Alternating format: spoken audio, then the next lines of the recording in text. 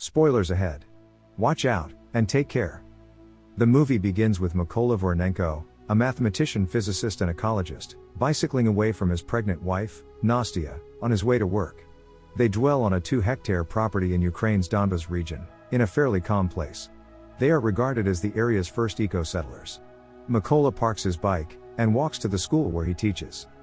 Inside, he learns that special forces have killed over 100 demonstrators in Kyiv, Ukraine's capital. He also learns that their president escaped to Russia, just as Russia is about to invade Ukraine. He has no television at home, so the only place he discovers the news is at school. Mykola strives to share his knowledge, and educate his students while teaching physics. Ivan, one of the students, shows no interest in learning. Instead, he continues to antagonize the teacher at every opportunity. When the class ends, Ivan approaches the teacher and orders him to leave, because he is not welcome here. Despite the student's aggressive behavior, Mykola keeps calm, so as not to create an even bigger conflict. One day, Mykola stumbles into armed men near his land, on another usual bike commute to work. He doesn't give it much thought, and goes to the school. He parks his bike and enters the building as usual. He is startled that the room is empty, and that he is the only teacher present. According to the reports, mayhem reigned everywhere, as Russian forces continued to assault adjacent communities. He quickly grabs his bike and returns home. His wife is alone, and he is troubled by the armed guys he saw earlier. In fact, he is right, he spots his wife being beaten from a distance. He goes to help her, but is shot with the barrel of a rifle. He begs them not to hurt her, because she is pregnant, but they ignore him. One Russian soldier enters their home and burns it down. Nastya grabs a stone to retaliate, as the 2 Russians prepare to depart. She is then shot and killed in front of Mykola. Moments later, 2 Ukrainian militiamen assist Mykola in digging a grave for his wife, while he returns to his burned-out house. He retrieves the wooden crucifix carved by his wife. With a sad heart, he buries his wife, and then decides to join the Ukrainians, unsure of what he'll do next. On his way to their camp, he joins the Ukrainian army. The leader doesn't trust him, since he suspects him of being a spy. He declares his determination to join them, in driving the Russians out of their homeland. He is subsequently given the opportunity to train alongside them, but as a pacifist, he has little experience of weaponry, and is struggling with the training. A woman demonstrates how to disassemble or reassemble a firearm, and he is adamant about learning. One night, while undergoing physical training, Mykola confesses to his commander that he is no longer a pacifist. After the death of his wife, his worldview changed, and now he only wants revenge. In addition, he wants to be called Raven, but he is reminded that code names must be gained, and it's not so easy. The training is new and demanding for him, but he is determined to arm himself with all of the information and abilities required to exact revenge. One day, the commander claims that there aren't enough snipers at the front. Only a few people express an interest in volunteering to be trained. Mykola steps up, and proclaims his eagerness to take on the assignment. The officer motions for him to take a seat, because he can't even disassemble and reassemble a gun smoothly. He requests that he be given the opportunity to demonstrate his ability. He promises the officer that he can complete the task in 20 seconds, and the officer places an AK-47 on the table.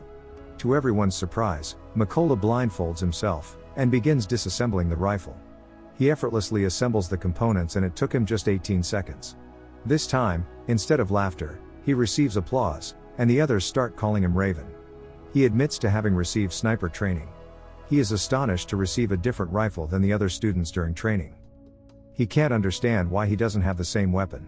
He requests an SVD-63, a semi-automatic designated marksman rifle, similar to the ones given to the other snipers. This doesn't please the authorities, and they order him to comply, so Mykola has no other choice. The soldiers are instructed to remain inconspicuous at all times. The trainer will shoot a few inches away from them as part of the test. They will fail if they react. The majority of trainees fail the test. Despite the intense loudness and risk inherent in this training, Mykola does not flinch. Another requirement is for their scope to be covered once the target has been identified, but Mykola fails to hit the target. Nevertheless, he realizes that he needs to improve in this area, and does not blame the fact that he has a different weapon. When the training concentrates on computation, he impresses the lieutenant colonel by calculating the solution faster than his fellow trainees. His background as a mathematician comes in handy. He soon completes the sniper training, and is advised by the lieutenant colonel to pack his belongings one day. He is part of the team that will be deployed to a checkpoint that the Russians have captured. The squad quickly establishes its position. Each sniper has a different target. An automobile approaches the checkpoint, just as they are about to carry out their plan. The lieutenant colonel orders them to halt shooting. The couple in the automobile is requested to exit the vehicle and show their passports. They are permitted to leave after approval, but the man's passport is kept. The man wants his passport returned, but the Russian who stole it refuses to give it to him, and this raises quite a stir. The woman gets slapped, and the man is shot with a gun. The lieutenant colonel gives the order to fire, and the Russians are then all slaughtered. The squad gets congratulated by the lieutenant colonel on their first successful mission.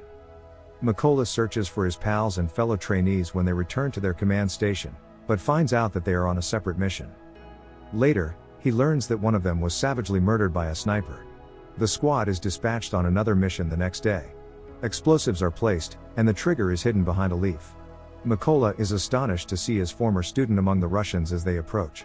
Ivan, the student who was always picking fights with him. When the bombs are detonated, all of the Russians, including Ivan, are dead.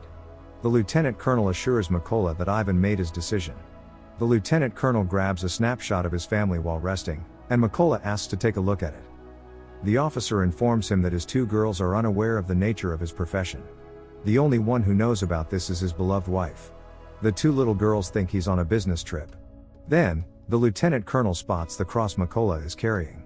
He inquires if it is an amulet. Mykola explains that it represents family to him.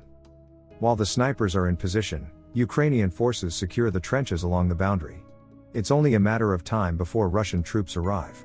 Meanwhile, the Russians are planning an invasion of the region. From his scope, Mykola sees the man who murdered his wife.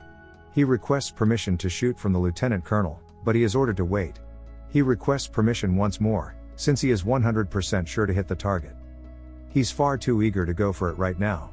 The request is denied, but he cannot afford to pass up this opportunity. He pulls the trigger, striking the Russian in the neck, killing right away. The officer is dissatisfied since his instruction was ignored. A Russian special sniper named Sari is able to locate them, without their knowledge. Sari is spotted by the lieutenant colonel. He informs Mykola of the sniper's location, but the Russian is too quick to react, and the officer is assassinated. Mykola is now aware that their location is in jeopardy. He carries the officer's lifeless body as he faces the Russian attack. He locates and covers a trench for safety. He escapes unscathed, but the comrade is not so fortunate. He feels enormous sorrow for the loss of the officer who always believed in him and offered him the opportunity to serve. He let his emotions get the best of him, and went for the kill, despite being told not to. The only way to avenge the killing is to track down the assassin. He goes on a quest by himself. He detects two snipers and is able to eliminate them, but he is shot in the arm and is forced to retreat. While recovering, he receives a call from the brigadier general, informing him of the Russian sniper, but he is unable to provide further specifics at this time. He intends to fill in for Mykola once they meet. Mykola gathers his belongings and makes his way to the spot. This is his chance to learn more about the Russian sharpshooter. The brigadier general notifies his men about the Russian sniper's abilities. He's already taken down 5 of their snipers and 3 of their machine gunners. Based on his kills and the fact that he never changes position, they have an idea of what his preferred position is. One Ukrainian soldier advises, the area be mined, but the officer is against it.